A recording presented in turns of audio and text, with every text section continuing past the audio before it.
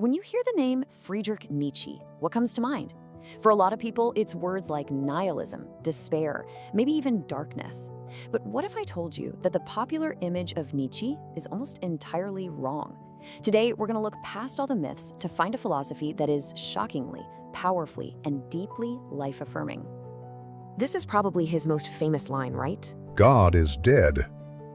God remains dead, and we have killed him. Is not the greatness of this deed too great for us? And it's so often mistaken for some kind of triumphant, nihilistic battle cry.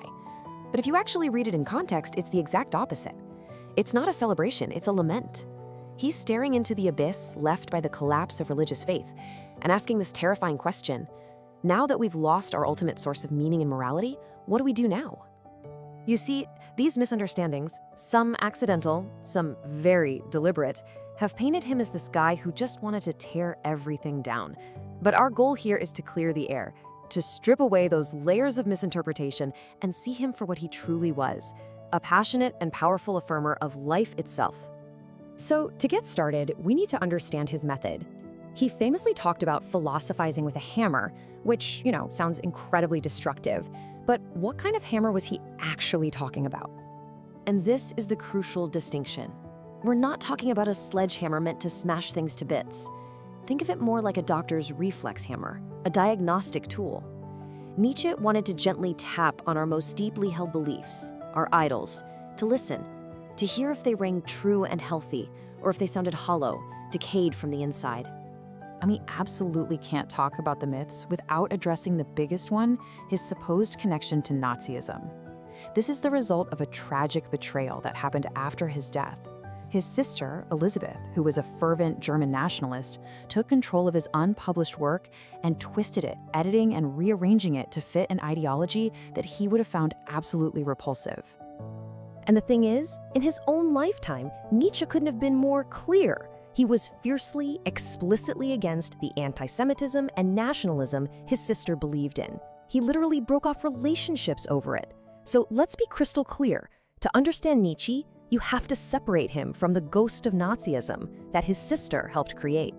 Okay, so if Nietzsche is using this diagnostic hammer, what was the sickness he was trying to find? Well, for him, it was the dominant moral system of the West, a system he saw as fundamentally anti-life.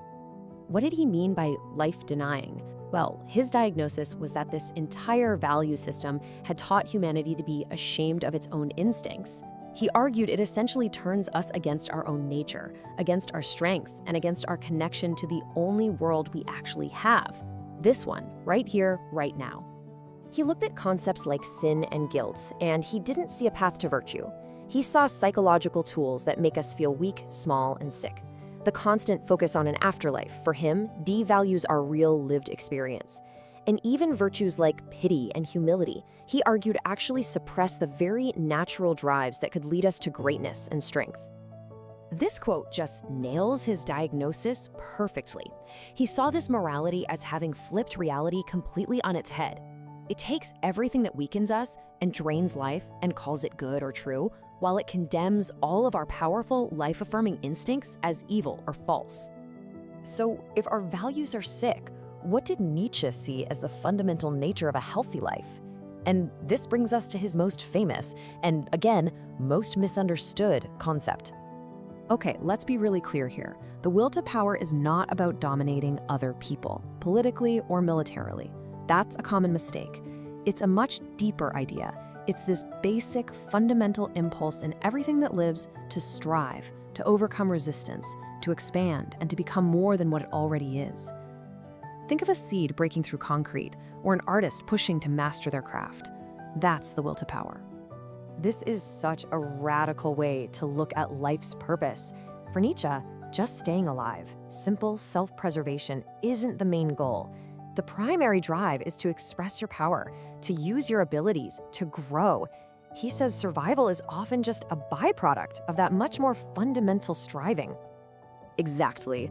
Life isn't about maintaining some steady, comfortable state. It's a constant process of becoming. For Nietzsche, a healthy life is one that embraces this endless challenge of overcoming and transforming yourself, not one that's just looking for peace and quiet. So, how does this all fit together? If our old values are life-denying and the fundamental nature of life is this will to power, this drive to become more, then what are we supposed to do about it? This is where Nietzsche lays down his great challenge to each of us. It's a path. First, you have to recognize that values are human-made. They aren't written in the stars. Second, you take out that hammer and you test them. Do they make you stronger? Do they affirm life? Third, you have to find the courage to reject the ones that promote weakness and guilt. And then, the hardest and most important step, you must create. This isn't nihilism. It's the exact opposite. It's taking on the immense responsibility of building your own morality, one that says yes to your life, your strength, and your will to grow. And that's really the heart of it all, isn't it? Nietzsche's philosophy is, at its core, a radical call for courage.